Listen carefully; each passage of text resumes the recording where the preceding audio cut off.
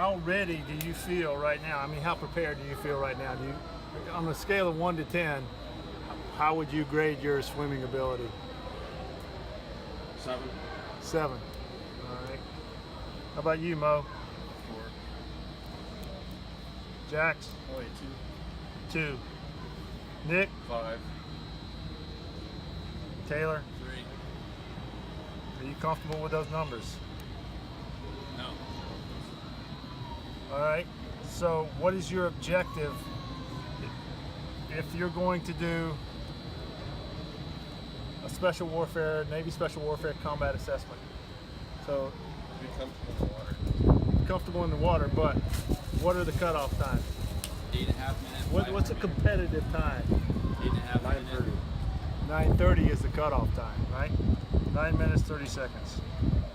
Okay, so what was your time, Cole? 8:30. You were at 8:30. Mo? 11:45. Jax? 11:45. 9:45. 11:15.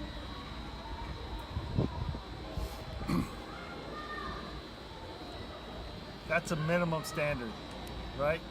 Cole, you got some room to work with, but you've definitely got some improvements, you know, places we can pick that up. Okay, the rest of you guys right here, 9 minutes, 30 seconds, that's minimum standards, guys, minimum standards. Right, so how difficult is it for you to shave off 2 minutes on a 9-minute evolution? That's what, 25%? Shave 25% of all that off, right? Well, how difficult do you think that is?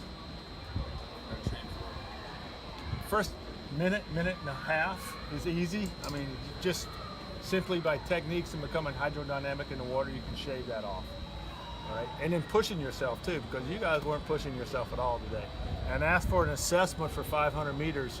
What does that mean? What kind of percentage should you be putting in as far as effort? 100% everything. Every time you get in the pool, everything you do this week, it's 100% effort. It's not, oh, I'm just gonna get through it.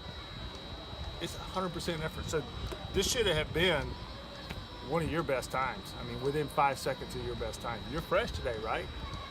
You said you had your best time when you were fresh. This should have been one of your best times right here today. So my point is, you guys have got a long way to go. And swimming is a technique-specific sport. You got to get the technique down. All right, so we're going to work with you. I want to see you put 100% into it, and by the end of the week, in 3 days, I want to see you guys shave 20 to 30 seconds off of these numbers right here. We're going to keep these numbers, right? And I think you can shave 20 to 25 seconds off today, just with some stuff, what I saw, just with some basic body position in the water, okay? You got to get your head in the water. How much do you think your head weighs? 20 pounds. 20 pounds, okay? How much effort are you using, how much energy you're expending holding 25 pounds out of the water while you bulldoze through the water? Remember we said your head, your body follows your head, right? So your head's up, where's your body? Is this hydrodynamic or is this hydrodynamic? Which one? Which one would you rather swim? Like this or like this? Okay? You're plowing through the water like this with your head up, your butt down, and your body's going through the water like that. Consequently, your feet are down here. You have very little kicking power, propulsion with that, okay? You gotta get that down, all right? So if you're just swimming the breaststroke, combat side stroke is what we need to do. If you're going to Air Force Special Operations, then they swim the breaststroke. I'm not sure why, because you can't really save anyone's life doing a breaststroke, right? Combat side stroke is you can grab someone, pull them to the side of the pool, as long as you're confident, okay? You're only breathing on one side, so I'm switching off, but I need to learn this. bilateral breathing is the best way to go, okay? So if you're doing a 9-minute evolution like this, 9 minutes and 30 seconds, are you becoming aerobic in this capacity? Are you becoming aerobic in 9 minutes and 30 seconds? Is this an aerobic event? Yes or no? Yes or no? Yes or no? Yes. Yes, it is. It is an aerobic event.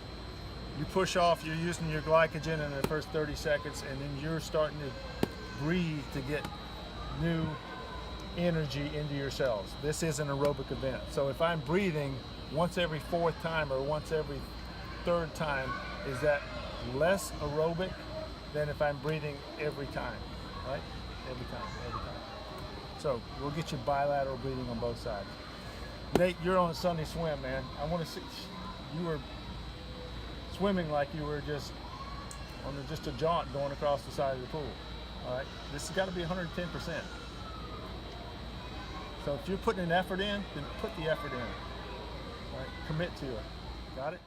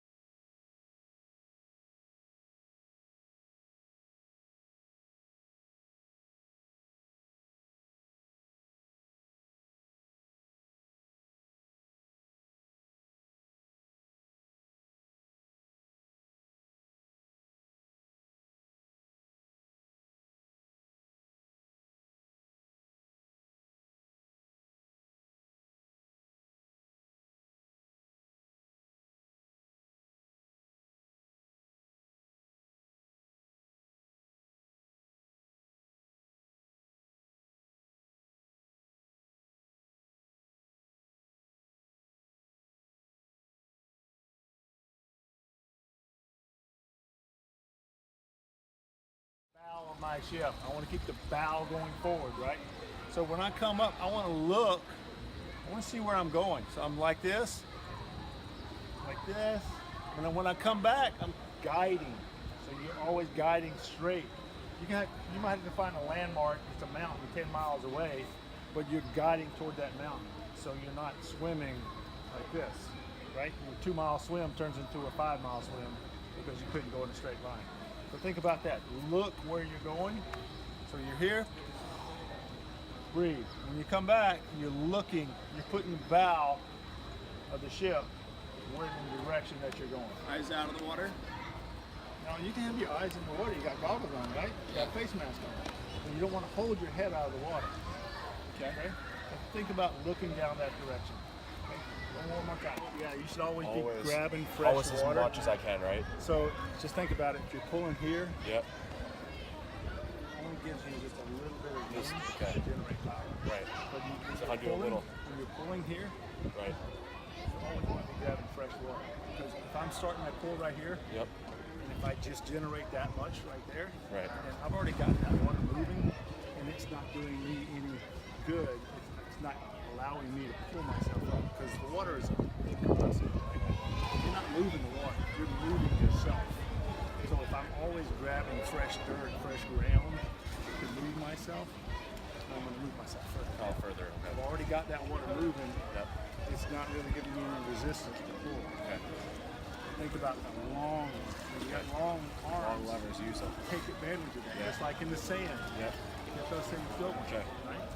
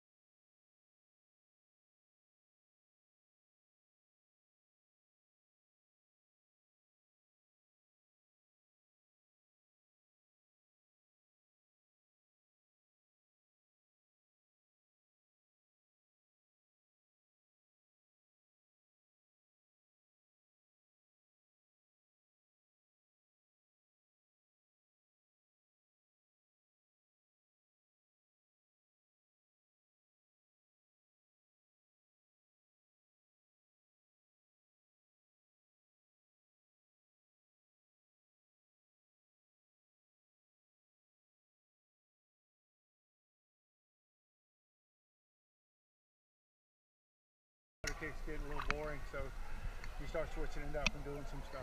But it's also really good on the core. Makes you keep your feet and knees together, and it makes you work your core and back and glutes and everything else. All right, so first thing we're going to do is rehash the scissor kick from yesterday, and I'm going to do it, and I want to show you, basically what I see from you guys yesterday is you're not really bending your knees to get the recovery. So you kick and then you recover, right? So when you recover, you're bending your knees and getting that range of motion so you can get your feet out further. And then when you bring them in, your knees are, for the most part, straight, and all the power is coming from the hips and the quads. Got it? So we'll rehash that. We'll do 100 or so, and then we'll go into the flutter kick, and then we'll go into the dolphin kick. Got it? All right, so watch underwater one time, and I'm going to go through the scissor kick. Here we go.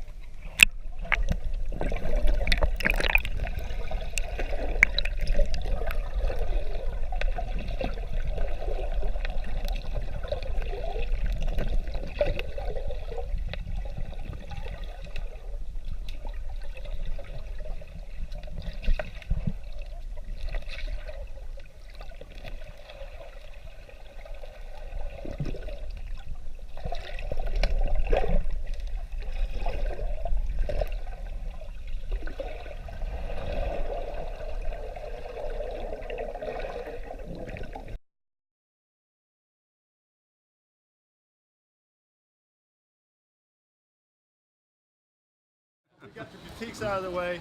Next thing we're going to go is I want to separate the pull and the kick, and then we're going to combine those two. I want to kind of perfect the pull, perfect the kick using the flutter boards and the pull buoy. Perfect those two, and then we're going to put them together. Okay? And once we put them together, I think you'll see that your stroke is going to be much more efficient. All right? So little things like putting your head in the water and just turning as you're rolling, as you're breathing, will come. I'm not trying to, shave 2 minutes off today, but I want to work on one thing at a time and the major muscle movements first, so that we can actually start making some progress. Okay. All right. So I want to give you just an example of what we're looking for, and it's all about efficiency in the water, guys, because the more energy that you're having to put into the water, the less you have to go further, faster, and farther, right? So if I'm saying, okay, knock out that flutter kick in the middle, it's because you get all the power that you need coming from here, a big, strong flutter kick, a big, strong scissor kick, right? And then you're just adding more, you're kind of putting on the brakes when you expose everything. So hydrodynamics is about exposing as little surface to the water as you go through it as possible. So if you can tuck in, right, and you got your whole body is behind your shoulders are breaking the water, then your body, your legs are not out here and they're not putting the brakes on, right? So that's kind of what I was seeing. As you're doing a breaststroke kick, then you're leaving your legs just dangling out here, and it's just putting on the brakes. So you don't want to put on the brakes. Once you get in the water, you hit the accelerator and you go, right? Okay, so here's kind of what it looks like.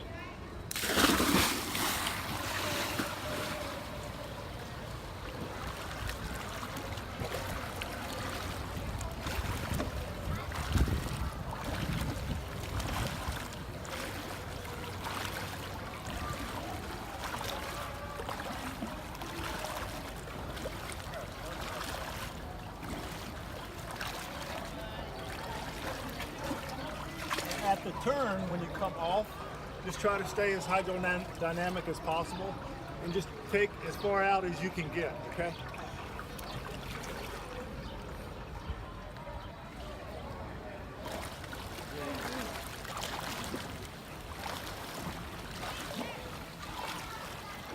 Walking as fast as filming him and you guys. Yeah.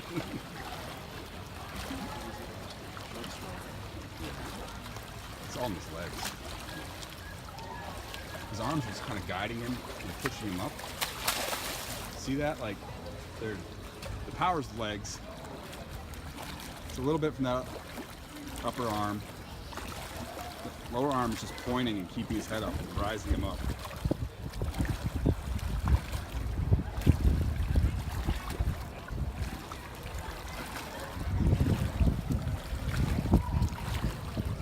You know, he's, yeah, I'm still like down below the surface.